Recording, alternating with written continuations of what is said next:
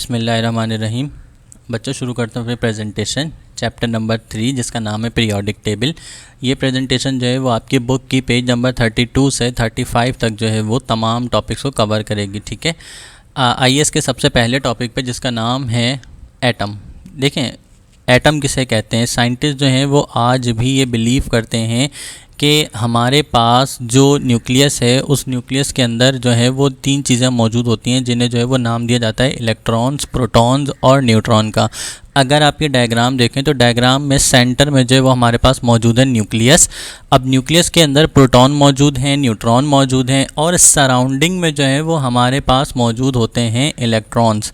ये electrons nucleus के साथ ऑर्बिट्स होते हैं, उन ऑर्बिट्स के अंदर जो है वो रिवॉल्व करते हैं। रिवॉल्व का मतलब ये होता है बच्चों कि वो इसमें कंटिन्यूसली चक्कर लगा रहे होते हैं, कंटिन्यूसली घूम रहे होते हैं। ठीक है, अच्छा, अब आइए कि एटम कहते किसे हैं। एटम किसी भी एलिमेंट का एक छोटे से छोटा वो पार्टिकल जिसे आप डिवाइड ना कर सको, हम उसे नाम देते हैं एटम का।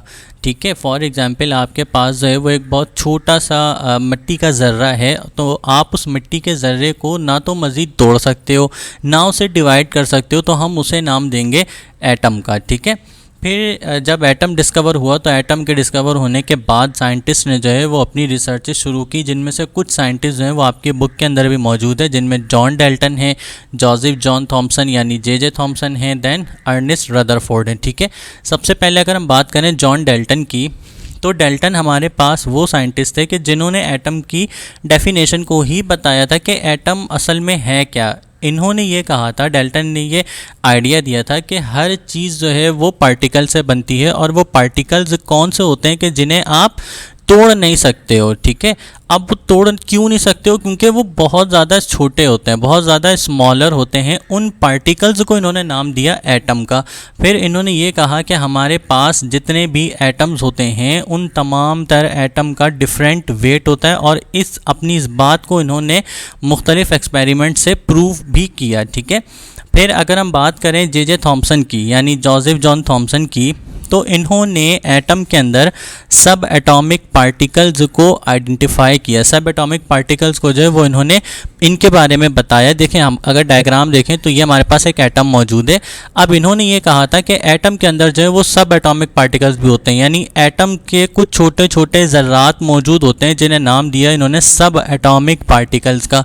अब वो जो सब एटॉमिक पार्टिकल्स थे उन पे इन्होंने बताया कि चार्ज होते हैं। ठीक है, अब वो चार्ज कौन से हैं जी? वो पॉजिटिव चार्ज हैं या तो वो नेगेटिव चार्ज होंगे। ठीक है, फिर थर्ड हमारे पास थे रदरफोर्ड। रदरफोर्ड ने अपने एक्सपेरिमेंट्स के ज़रिए ये प्रूफ किया था कि हमारे पास जो जे थॉमसन ने कहा था कि सब एटॉमिक पार्टिकल्स होते हैं, उन सब एटॉमिक पार्टिकल्स को प्रूफ करने वाले जो है वो हमारे पास रदरफोर्ड थे। ठीक है, अब रदरफोर्ड ने किया क्या?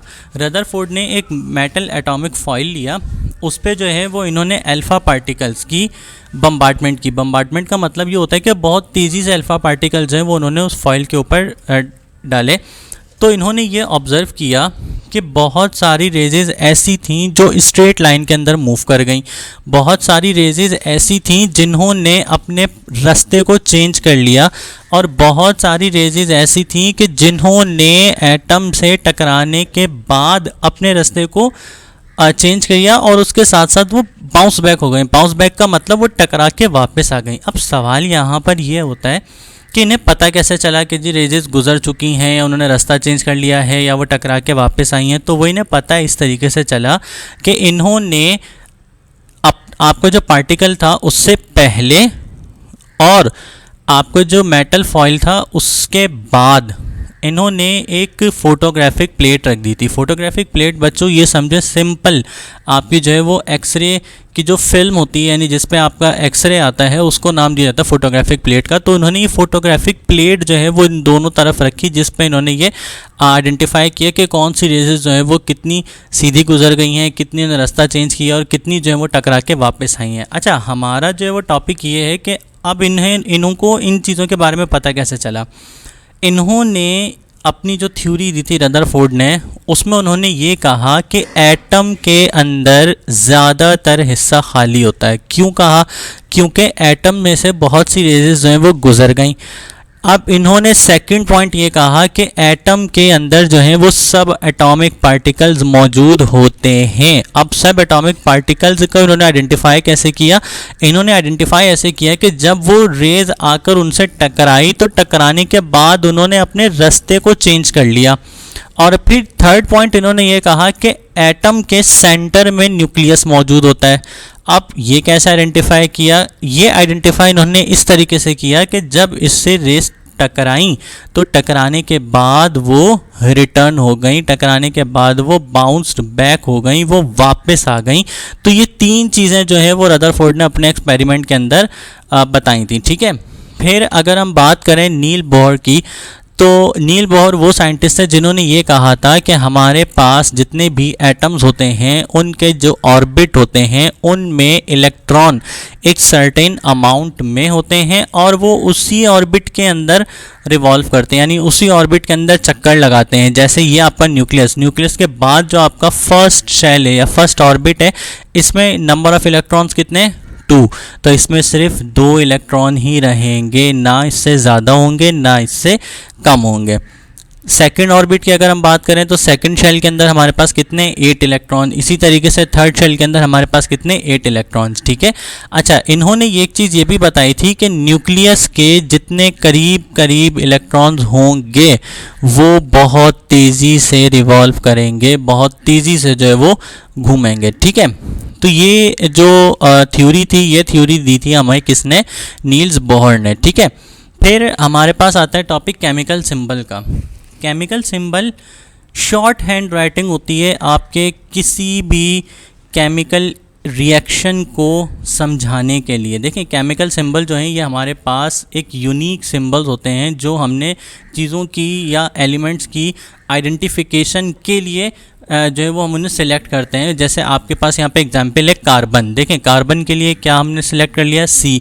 मैग्नीशियम के लिए सिंबल Mg, जिंक के लिए सिंबल Zn। ठीक है, अब आइए एटॉमिक नंबर। देखें, एटॉमिक नंबर कहते हैं किसी भी एटम के अंदर जितने नंबर ऑफ प्रोटॉन्स होंगे वो कहलाएंगे उसके एटॉमिक नंबर। हर एलिमेंट का अपना डिफरेंट एटॉमिक नंबर होगा और इन एटॉमिक नंबर पे यानी प्रोटॉन्स पे जो चार्ज होगा वो चार्ज होगा हमारा कौन सा? पॉजिटिव चार्ज होगा। ठीक है, फिर हमारे पास आता है मास नंबर। देखें, मास नंबर क्या है? Proton and neutrons have approximately the same mass. Proton और न्यूट्रॉन का सेम मास होता है। ठीक है, अब आपने मास नंबर कैसे निकालना है कि mass number of an atom depend on how many proton and neutrons are present in the element, कि कितने नंबर ऑफ प्रोटॉन और नंबर ऑफ न्यूट्रॉन एक एलिमेंट के अंदर मौजूद हैं। जब आप उनका सम करोगे तो वो कहलाएंगे हमारे पास मास नंबर। ठीक है, अब देखें, ये हमारे पास जो है वो ऑक्सीजन नाम मौजूद है, ये आ गया हमारे पास O, उसका सिंबल। एटॉमिक नंबर आप हमेशा ऊपर लिखते हो और मास नंबर जो है वो नीचे लिखा जाता है। ठीक है। अच्छा बच्चों, यहाँ पर एक चीज़, यहाँ पे जो एटॉमिक मास दिया है वो आपके पास गिवन है 15.999, लेकिन आपकी बुक के अंदर जो है वो होगा 16। अब ये कैसे? ये इस तरीके से कि पॉइंट के बाद देखें हमारे पास डिजिट कौन सा है? 9th, यानी 9th 5 से बड़ा जब डिजिट होता है तो हम उसे राउंड ऑफ कर लेते हैं। तो ये राउंड ऑफ हो जाने के बाद हमारे पास क्या हो जाएगा? 16। ठीक है, तो ऑक्सीजन का एटॉमिक नंबर 8 और मास नंबर क्या होगा? 16। ठीक है, ये हमारे पास फॉर्मूला है मालूम करने के लिए नंबर ऑफ प्रोटॉन्स हो या मास नंबर हो या हमारे पास नंबर ऑफ न्यूट्रॉन्स हो। ठीक है, number of neutrons plus number of proton is equal to mass number. If you find number of proton, so you write the formula mass number is equal to number of proton minus number of proton. क्यों? Equal से पहले आपके पास plus की sign है, जब आप equal से इस तरफ लिखेंगे इसको तो आप इसकी साइन को चेंज कर देंगे और ये साइन हो जाएगी हमारे पास माइनस की। ठीक है, देखें ये हमारे पास न्यूमेरिकल मौजूद है। What is the atomic number and mass number of helium. अगर मैं बात करूं एटॉमिक नंबर और मास नंबर हीलियम की, तो हमारे पास एटॉमिक नंबर जो है वो हीलियम का कितना होता है? 2, और मास नंबर जो है वो हमारे पास कितना होगा? 4। अब इसी तरीके से how many neutrons are there in one atom of magnesium. एक एटम मैग्नीशियम के अंदर नंबर ऑफ न्यूट्रॉन्स को जो है वो आपने मालूम करना है। तो कैसे करोगे आप?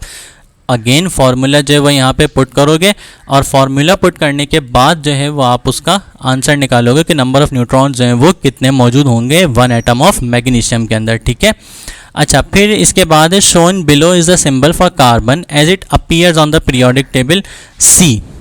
इसमें जो है वो आपने लिखना है what is the mass number of carbon, what is the atomic number of carbon, how many protons are there in carbon atom. देखें प्रोटॉन यानी नंबर ऑफ एटॉमिक नंबर, ठीक है। How many neutrons are there in carbon atom, again ये आप जो है वो formula put करोगे उसके ज़रिए लिखोगे। How many electrons are there in carbon atom, ठीक है, कितने नंबर ऑफ इलेक्ट्रॉन्स जो हैं वो कार्बन एटम के अंदर मौजूद होते हैं, ठीक है। अब आइए अरेंजमेंट ऑफ इलेक्ट्रॉन्स के ऊपर। आपके पास जितने भी इलेक्ट्रॉन्स होते हैं ये तमाम तर इलेक्ट्रॉन्स अपने अपने शेल के अंदर एक मैक्सिमम अमाउंट में मौजूद होते हैं। फॉर एग्जांपल ये हमारे पास जो है वो एक एटम मौजूद है, सेंटर में आ गया न्यूक्लियस, ठीक है, ये है न्यूक्लियस। न्यूक्लियस के अंदर देखिए हमारे पास क्या है, न्यूट्रॉन और प्रोटॉन। अब इलेक्ट्रॉन जो है वो इसके सराउंडिंग में होते हैं, ठीक है। तो अगर हम पहले शेल की बात करें तो फर्स्ट शेल के अंदर हमारे पास कितने हैं, सिर्फ 2 इलेक्ट्रॉन। अगर हम सेकंड शेल की बात करें तो सेकंड में हमारे पास आते हैं 8 इलेक्ट्रॉन। अगर हम थर्ड शेल की बात करें तो थर्ड शेल में हमारे पास आते हैं 18 इलेक्ट्रॉन्स, ठीक है। तो इसी तरीके से जब हमारे पास जैसे जैसे शेल बढ़ते रहते हैं वैसे वैसे जो वो आप इनमें नंबर ऑफ़ इलेक्ट्रॉन्स जो हैं वो ऐड करते रहते हो, ठीक है। Okay, but thank you so much. ये आपकी पेज नंबर 30 से 35 तक प्रेजेंटेशन के जितने टॉपिक थे वो कवर किए हैं। बाकी इंशाल्लाह जो है वो आपकी जब अगली आपको वर्कशीट्स मिलेंगी तो आपको जो है वो आगे बता देंगे, ठीक है।